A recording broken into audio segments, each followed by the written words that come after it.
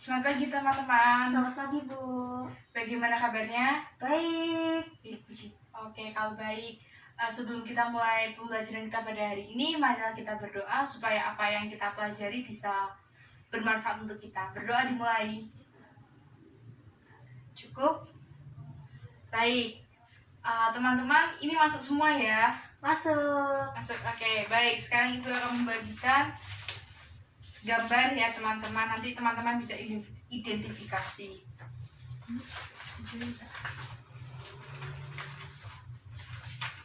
Nah teman-teman, menurut gambar yang telah Ibu berikan, kira-kira ini gambar apa ya? Yang mana Bu? Dua-dua ini gambar apa ya? Itu ada kalkulator. Ya. Lalu ada seperti grafik gitu ya Bu ya? Iya, nah benar ya, ada kalkulator sama seperti grafik. Nah dari kalkulator sama grafik, kira-kira materi kita apa ya pada hari ini? Kita bakal berbicara tentang apa ya? Pajak ya Bu ya? Oh ya benar ya, kita bakal bicara tentang pajak. Nah ya, kita bicara tentang pajak. Nah teman-teman, untuk pajak sendiri kita punya tujuan pembelajaran, di mana pertama siswa dapat menjelaskan mengenai pengertian pajak, kemudian yang kedua siswa dapat menjelaskan mengenai fungsi pajak, dan siswa juga dapat menjelaskan mengenai manfaat pajak. Itu tujuan pembelajaran kita pada hari ini. Nah teman-teman, saat teman-teman dengar kata pajak, apa yang terlintas di benak teman-teman mengenai pajak? Pajak itu merupakan suatu iuran. Ya, Jadi iuran yang dibayarkan dari warga negara. Yang dibayarkan ya. Iuran yang dibayarkan oleh warga negara. Oleh warga negara. Untuk negara. Negara. Oke, ya benar teman-teman, bahwa pajak itu adalah iuran yang dibayarkan oleh warga negara kepada negara, yang nantinya warga negara tidak menerima timbal balik secara langsung. Nah kemudian kalau kita bicara tentang pajak, pengertiannya udah tahu, berarti sekarang kita masuk ke fungsi. Kira-kira fungsi pajak ada berapa ya teman-teman? Ada 4. Ada 4 ya. Apa aja? Fungsi anggaran. Anggaran, oke. Ada Kemudian fungsi mengatur. Ada fungsi stabilitas. Dan juga ada distribusi. Distribusi pendapatan? Iya betul, distribusi pendapatan Bu. Pendapatan, oke. Nah Mbak Fani, tahu nggak fungsi anggaran itu apa? Fungsi anggaran itu untuk menganggarkan gitu ya? Menganggarkan, ya bisa ya. Fungsi anggaran itu adalah memasukkan kas ke negara. Jadi di sini pajak itu berfungsi untuk memasukkan kas ke negara sesuai dengan undang-undang atau hukum yang berlaku. Nah, kita masuk ke fungsi mengatur. Kira-kira fungsi mengatur itu apa ya Mbak Fani? Mengatur itu tidak tahu Bu. Oke, kalau mengatur itu di mana pajak ini dapat mengatur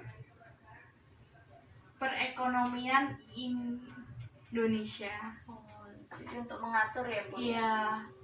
Kemudian kita masuk fungsi yang ketiga, stabilitas. Apa itu stabilitas? Kalau kita dengar kata stabilitas, apa yang dipikirkan teman-teman semua? Stabil, keseimbangan. Keseimbangan, ya. Di mana di sini pajak dapat mengendalikan inflasi ya. Mengendalikan inflasi dengan cara menggunakan pajak itu sendiri secara efisien dan efektif. Begitu. Kemudian nih, yang terakhir nih untuk fungsi distribusi pendapatan. Apa itu distribusi pendapatan? Tak tahu. Nah, di mana pajak ini dapat didistribusikan ya teman-teman. Ya. Guna membangun perekonomian ya teman-teman. Oke, Perekonomian. Terus dari pengertian fungsi, kita sekarang masuk ke manfaat. Nah teman-teman, manfaat pajak apa ya? Manfaat pajak itu dia ada 4 tuh. Ya ada 4, apa aja? Membiayai pengeluaran-pengeluaran. Oh iya, pengeluaran-pengeluaran. Oh, Kemudian pengeluaran itu berarti uangnya dari pajak ya? Bu? iya, pajak digunakan untuk membiayai pengeluaran-pengeluaran yang dilakukan oleh negara. Oke. Misalnya nih, pajak itu digunakan untuk membiayai ekspor dari negara ke luar negeri. Oh ya. Gitu. Oke. Terus ada apa lagi Mbak Fania? Untuk pengeluaran reproduktif. Pengeluaran reproduktif ya. Kalau pengeluaran reproduktif ini dimana pajak ini membiayai kegiatan-kegiatan yang termasuk produktif nih, produksi. Misalnya kayak kegiatan pertanian, pajak itu bisa digunakan untuk membeli pupuk, terus membuat pengairan. Nah itu yang buat reproduksi. Kemudian untuk membiayai apa lagi? Untuk yang self liquidating. Ya self liquidating, dan apa? Dan tidak reproduktif. Nah dimana pada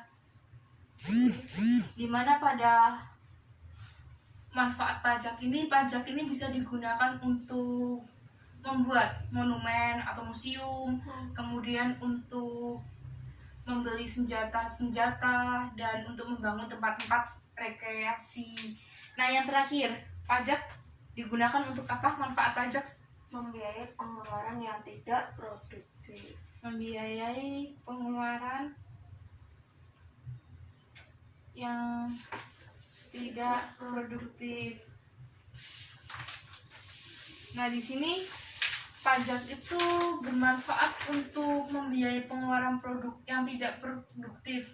Misalnya dengan pengeluaran negara yang tidak produktif itu dibayarkan oleh pajak, termasuk pembangunan, dan nantinya warga negara itu bisa yang tidak memiliki pekerjaan dapat memiliki kesempatan kerja.